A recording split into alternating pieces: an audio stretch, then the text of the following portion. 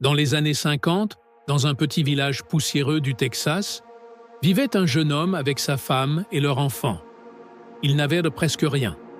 Pas de terre, pas de bétail, pas d'économie pour demain. Juste leurs mains et l'espoir, fragile comme un fil dans le vent. Chaque matin, avant même que le soleil ne réchauffe la terre sèche, ils sortaient pour travailler. Ils revenaient le soir, les vêtements couverts de poussière et les poches aussi vides que lorsqu'il était parti. La pauvreté, il l'acceptait. Ce qu'il avait du mal à supporter, c'était la dette. Parce que la dette, mon ami, ne vit pas seulement dans un carnet de comptes, elle vit dans la tête, elle ronge la dignité, elle casse la voix. Un matin, il entra dans la boutique du village, comme toujours. Vieille façade, peinture craquelée, odeur de farine et de tabac. Tout le monde savait qui il était. Pas par son nom, mais par son dossier de dette. Le commerçant le vit entrer. Un homme gros, le visage rouge, les yeux durs comme la pierre. Il ricana. Sa voix résonna dans la pièce comme un coup de fouet. Voilà celui qui vit du crédit. Les regards se tournèrent. Quelques rires, quelques soupirs. Personne n'avait besoin de dire plus. L'humiliation était servie. Il sentit sa gorge se serrer. Il n'avait pas l'argent. Il n'avait pas les mots. Il n'avait même pas la force de se défendre. Alors il fit ce que font les hommes brisés. Il baissa la tête et sortit. Il ne portait rien dans ses bras. Pas de farine, pas de sucre, pas de café, mais il portait quelque chose bien plus lourd. La honte. Dehors, sa femme avait tout entendu. Elle n'avait pas besoin qu'on lui raconte. Elle avait vu ses regards toute sa vie. Elle ne cria pas. Elle ne pleura pas. Elle dit simplement « Je suis fatiguée. Fatiguée de devoir. Fatiguée de baisser les yeux. Fatiguée qu'on nous traite comme si nous ne valions rien. » Ces mots ne blessèrent pas. Ils réveillèrent. Cette nuit-là, il ne dormit pas. Il resta assis près de la fenêtre, regardant le vent pousser la poussière comme un rire moqueur de la vie. Et là, dans le silence, il prononça une phrase que même Dieu a dû entendre « Je ne devrai plus jamais rien à personne, même si je dois marcher pieds nus. » Sa femme, dans le lit, ouvrit les yeux. Elle reconnut cette voix. Ce n'était pas celle de la résignation. C'était celle de la décision. Au lever du jour, quelque chose avait changé en lui. Il n'était pas plus riche. Il n'avait pas trouvé de trésor. Il n'avait pas reçu de miracle. Mais il avait décidé. Et, parfois, une décision seule vaut plus que tout l'or du monde. Il sortit derrière la petite maison, là où la terre était sèche et dure comme la vie qu'il menait. Il prit une pelle vieille, rouillée, presque inutilisable, et il commença à creuser.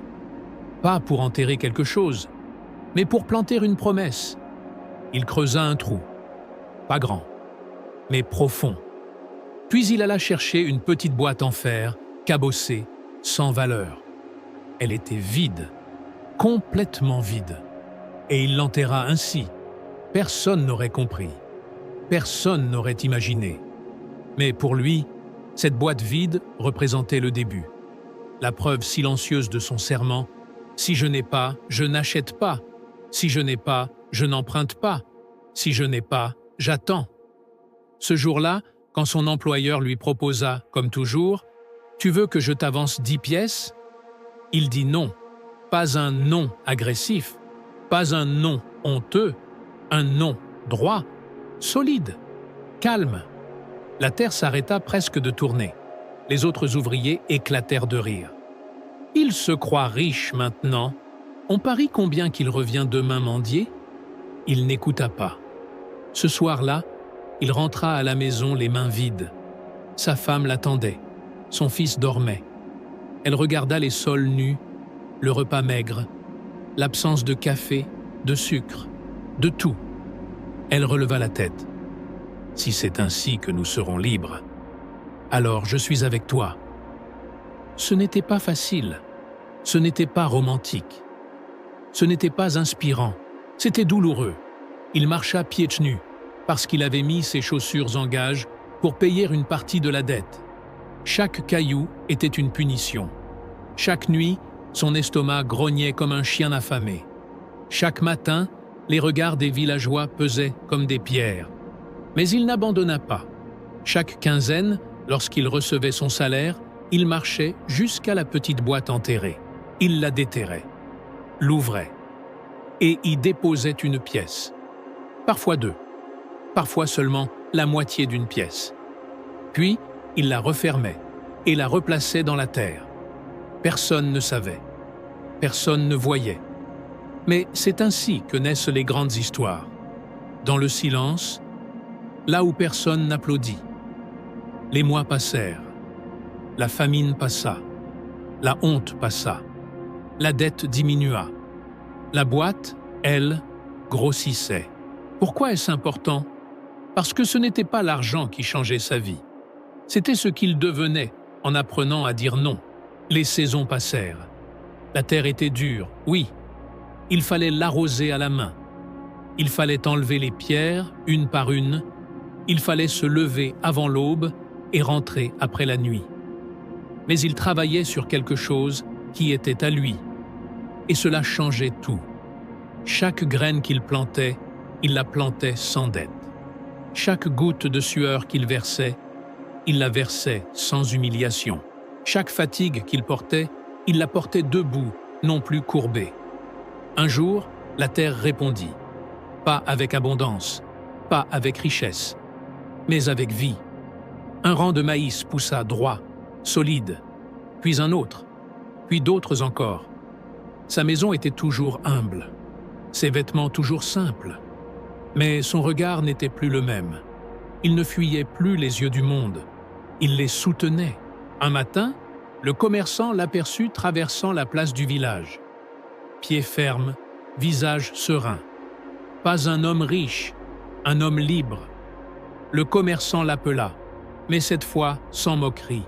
« Tu sais, si un jour tu veux un crédit pour améliorer ta maison, tu peux venir me voir. » Il s'arrêta, tourna la tête.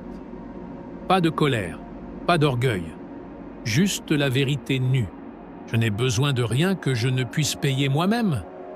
Le commerçant baissa les yeux, non par honte, mais parce que la hiérarchie venait de changer. De simple débiteur, il était devenu un homme qu'on respecte. Cette nuit-là, il s'assit avec sa femme sur le seuil de leur petite maison. Le vent chaud passait entre les herbes sèches. Ils ne parlèrent pas. Ils n'avaient pas besoin. Elle posa sa tête sur son épaule. Il posa sa main sur la sienne. Et dans ce silence doux, il comprit enfin. La liberté ne commence pas quand on possède beaucoup. Elle commence quand personne ne possède ton souffle. On croit souvent que la richesse est une question d'argent. Mais la vraie richesse, la plus rare, la plus difficile, c'est de ne devoir rien à personne. Parce que la dette n'enchaîne pas les mains, elle enchaîne l'âme. Et le jour où tu dis « je ne dois plus rien », ce jour-là, tu redeviens entier. Il n'était peut-être pas riche, mais il était libre, et cela vaut plus que l'or.